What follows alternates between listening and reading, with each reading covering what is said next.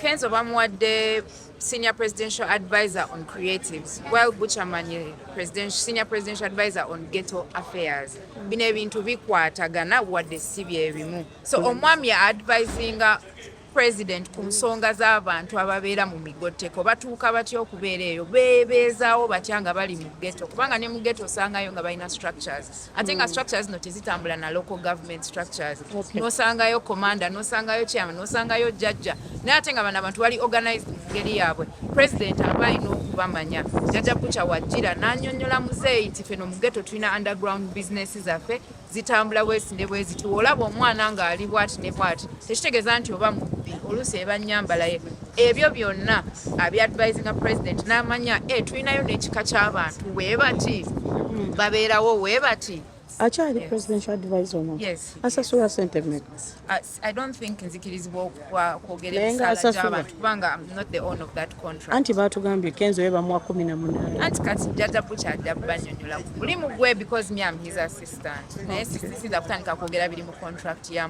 mukama wange lastly from me abamu bagamba twamulaba ng'avudde ng'agamba takyalaba mukulembeze takyakkirizibwa kumuadvise kubanga ekikono ky'amaanyi waggulu eyo advising presidential advisor wetwagenda Kyankwanzi. Being a presidential advisor doesn't mean you advise the president only. You advise the government and members of different government sectors as well.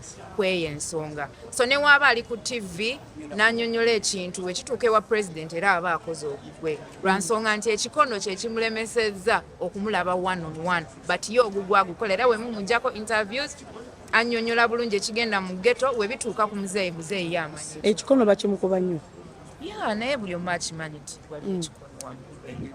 Nawe bakikuba ate nze nnoonyayo nze ndi mukyala we nze nkola mirimu gyange nina Ghetto Ministries Limited.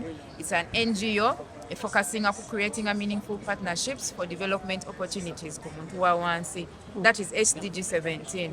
So I run that organization gye nkulembera. I work together with government officials and non-government officials, private sector and public sector. Okay. Maama Ghetto akasemba.